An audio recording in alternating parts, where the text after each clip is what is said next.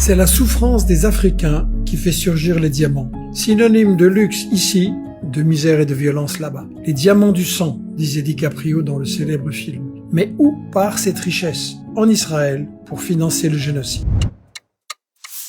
Israël domine le marché mondial du diamant. Plaque tournante, Ramat Gan, près de Tel Aviv. Coupe, polissage et commerce. C'est la principale exportation, pas la tech ni les aliments, 60 milliards de dollars par an. Principaux marchés, USA et Europe. Et cette industrie du diamant verse 1 milliard par an pour l'armée génocidaire. Méthode numéro 1 des milliardaires israéliens actifs en Afrique, la corruption. 3 exemples. Dan Gertler, monopole au Congo, 70% des bénéfices pour lui, seulement 30% pour le gouvernement. Lev Leviev, Angola et Zambie, officier de l'armée, un des leaders mondiaux du commerce, finance les colonies, dirige le fonds foncier israélien, juif extrémiste organisé pour voler la terre par la violence. Et Benny Steinmetz, condamné en Suisse pour corruption en Guinée et au Congo, fournit la chaîne US Tiffany, a soutenu les crimes de la brigade Givati à Gaza en 2008-2009. Ouganda et Rwanda, un des meilleurs amis d'Israël en Afrique, dit Netanyahou, pille via les milices locales et approvisionne Israël,